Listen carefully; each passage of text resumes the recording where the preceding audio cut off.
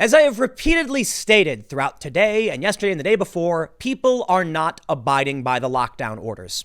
Businesses are reopening in defiance of the state. Shop owners are getting arrested.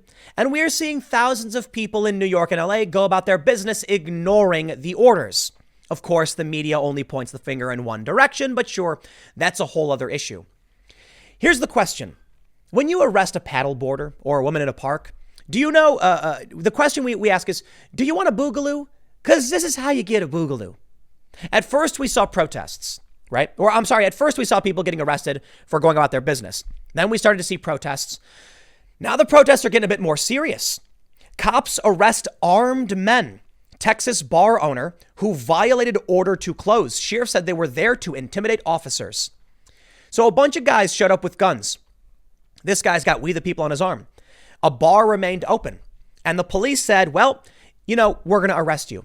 I'd like to see all of these social justice activists who claimed that these men would get away with it point to this story about how they're being arrested for it. What law did these men break? They're legally allowed to open carry, and when the cops walked up, they put their hands up, they got arrested. How will this stand up? They are now violating the First and Second Amendments. So if you want a boogaloo, this is how you get it. When a bunch of people are standing in front of a business saying, First Amendment, we can do what we want, you start arresting them, you are dramatically escalating these tensions. Let's read the story. ABC News says, cops in Western Texas said they arrested a bar owner and a group of armed men Monday after they violated the state's order. Ector County Sheriff Mike Griffiths said during a news conference Tuesday that his officers were alerted that the owner of Big Daddy Zane's in West Odessa, Texas, opened her bar even though Governor Wayne Abbott's reopening plan explicitly mandated that bars remain closed. When officers arrived, they saw 6 men in body armor and armed rifles standing outside the establishment, according to Griffiths. Quote, this was not a protest of their Second Amendment rights. It was a show of force to ensure this lady could violate the governor's order, Griffiths told reporters. The officers arrested the owner and charged her for violating the governor's orders and arrested the armed men for having weapons on a licensed property, Griffiths said. The owner will be fined, according to the sheriff. So perhaps there's some rule about having a gun on a liquor license property, I suppose. I'm not sure. So then maybe that's the argument he wants to make. But I'll tell you what, man. The government is not going to come out on top of this one if they continually try to just arrest and police their way out of this. If people are continually defying your orders and they're coming to this point and you arrest them, you're only making it worse. It's a Chinese finger trap problem. I assure you, this press will result in more anger and more outrage and lead to something potentially worse.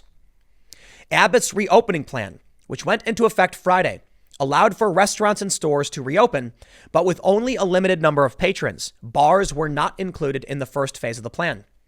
Attorney information for the owner and the suspects was not immediately available.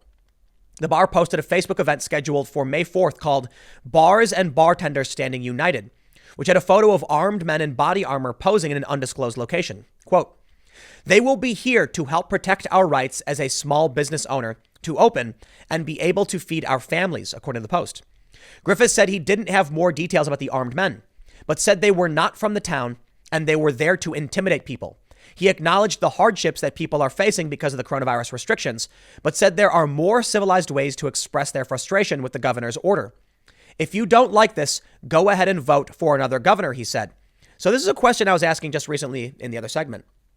How many Democratic governors, how many Republican governors are going to face a recall or lose re-election because of this? I think everyone is angry with everyone. A lot of Democrats are mad at Republicans for not locking down. A lot of Republicans are mad at Democrats for locking down. And a lot of regular people are mad at both, including Republicans, for locking down. This is why many people are going out to the park and ignoring your orders. You can't stop it. I hope these politicians realize they're probably going to lose re-election because of this. Nobody was happy. Well, some people on Twitter are happy, I guess. Griffiths reiterated, the virus is a very serious health risk and people should take the precautions seriously. As of Monday, 84 people in Ector County contracted the virus and 4 died from it, according to data from the state and the Center for Systems Science and Engineering at Johns Hopkins University. Texas has 32,783 confirmed cases and 901 related deaths as of Monday. The Johns Hopkins data showed on Thursday, the number of positive cases in the state increased by 1,033, the biggest one-day jump in 3 weeks, according to health officials. This is all new to us. It's all new to the officials, Griffiths said. My message here is let's work together. I'm going to shout out South Dakota again. Maybe I'll get my comeuppance on this one, but South Dakota didn't lock down. They were insulted and berated in the press, saying it was a hot spot, it was going to go worse, and then it didn't get worse. So what happened? Why did South Dakota not get worse? You're going to have to explain it to me, because other states have gotten worse when they've had no lockdowns, and some states have gotten way worse even with their lockdowns. Even under consistent lockdown, New York is just continually getting worse. So you're going to have to explain to me what you wanted to happen, because we don't have any conclusive data for anything. Now, these defiances, the defiance from these businesses, it's not just one, man. Oh, I got a bunch for you. Check this one out. Howard County bar owner defies governor's orders, opens saloon for business. This one's also in Texas. The owner of a local bar in West Texas is defying Governor Greg Abbott's orders by opening up for business. Apartment 9 Saloon in Howard County opened at 2 p.m. on Monday. Edward Roach, the owner, says he's opening his doors for two main reasons. Quote, "We have been closed for 54 days, and I've got 10 employees that have families that they cannot feed. I believe that what has happened here has been unconstitutional.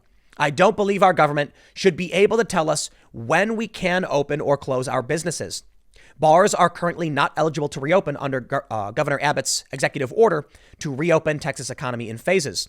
Howard County Judge Catherine Wiseman tells CBS 7 that the Texas Alcohol Beverage Commission is now investigating Apartment 9 Saloon. Oh, but surely there is more. Take a look at this story. Coronavirus. NC man arrested after opening tattoo parlor despite stay-at-home order.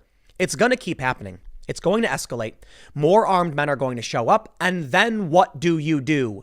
Look, this is not the appropriate way to handle this. I'm not saying I know it is, but I'm telling you, you're making things worse. Here's what I think we should do. Okay, let me walk that back.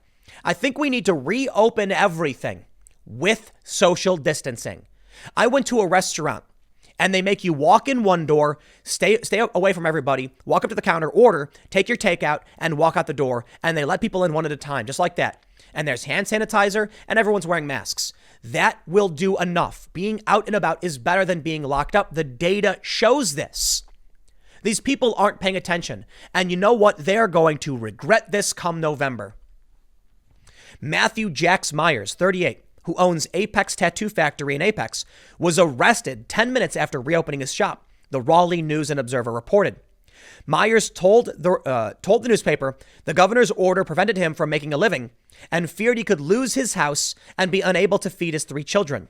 I hope this will inspire other people to do the same. These people aren't blaming Donald Trump for this. Donald Trump has their back. Donald Trump has been saying reopen. These people who are suffering are blaming the local governments, not the president. There is going to be a reckoning come November. I swear. Look, I hate making predictions. I don't know for sure, but I'll tell you what. I do not see how people come out of this blaming Trump. There is rampant unemployment. Several businesses have gone under. And the entire time Trump has been saying we need to reopen. Bill Barr has been saying the Constitution is not suspended. What has Trump done? He's advocated for reopening. He's put up his 3-phase plan, and the governors still refuse to do it. Not all of them, many of them. So what do you think is going to happen?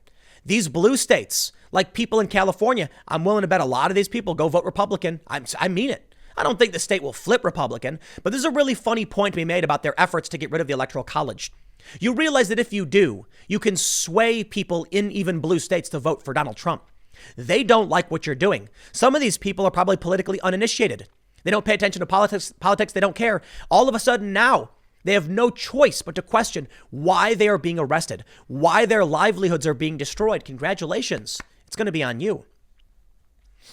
I hope this will, here's, the dude even said he wants more. He says, I hope this will inspire other people to do the same, Myers told the News and Observer. You can arrest one person, but you can't arrest all these people.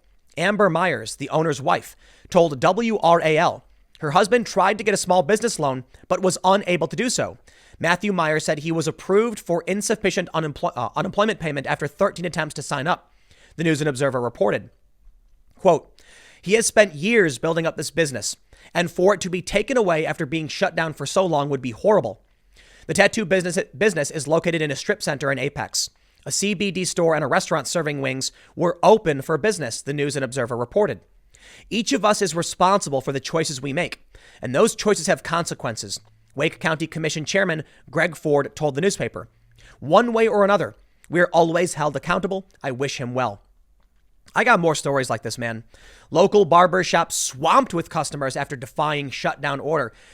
Surprisingly, people literally wanted those haircuts, man, as a lot of people have been shaving their heads. And as soon as this barbershop opened up saying, basically, we're going to do what we want, everybody rushed in to get a haircut because it's been, like 2 months? Almost 2 months now. Yeah, man, people need haircuts. I'll tell you what, I said it before. They're going to keep trying to lock us down. They're going to give you no real reason. They're going to keep saying, oh, we must. I'm not going to tell you what the right thing to do is. I think the economy needs to be reopened. We'll see what the governors, enact. But I will say, if anyone is breaking the law, it's the governors. Those locking things down, it's the police officers. The law of this country is the Constitution, and you must always follow the law. Governor decree is not a law. If the state legislature in Michigan says this is the law, no lockdown, and the governor says no, the governor is not acting within the law, period. We'll see how this plays out. I don't think it's going to end well. I'll see you all tomorrow at 10 a.m. on this channel in the next segment. Thanks for hanging out.